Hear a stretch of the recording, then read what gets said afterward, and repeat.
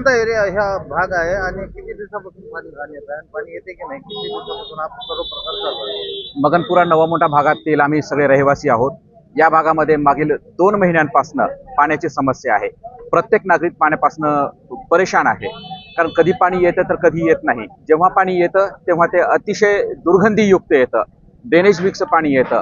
पिण्यासाठी तर सोडा, आंघोळीसाठी आणि इतर कामासाठी सुद्धा ते पाणी वापरण्यासारखं नसतं आणि त्या पाण्याने अनेक रोगांची समस्या उद्भवू शकते. घरातले नागरिक परेशान आहेत.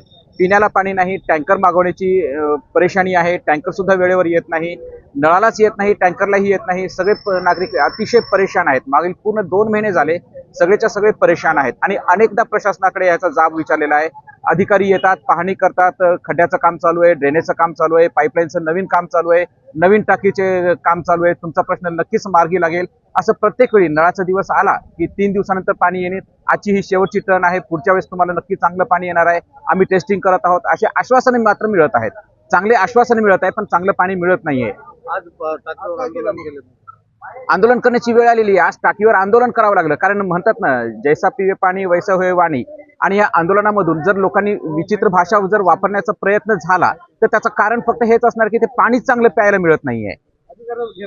आणि अधिकाऱ्यांना अनेक वेळेस भेटण्याचा प्रयत्न केला, अनेक जण कॉल करतात त्यांना, पण ते कोणी येत नाहीत, पाहत नाहीत. आणि आल्यानंतर फक्त आजचा आम्हाला चान्स द्या, पुढच्या टर्नला तुम्हाला नक्की चांगलं पाणी देऊ, असे फक्त आश्वासनं मिळत आहेत, पाणी मात्र मिळत नाहीये.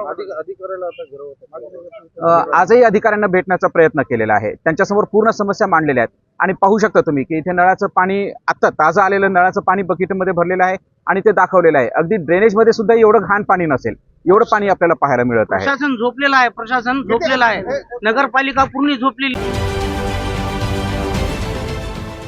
देश विदेशातील प्रत्येक घडामोडींचे लाईव्ह अपडेट मिळवण्यासाठी आता साम टीव्हीच्या सर्व सोशल मीडिया प्लॅटफॉर्मला लाईक, फॉलो आणि सबस्क्राईब करा. तसंच सर्व नोटिफिकेशनसाठी बेल आयकॉन प्रेस करायला विसरू नका.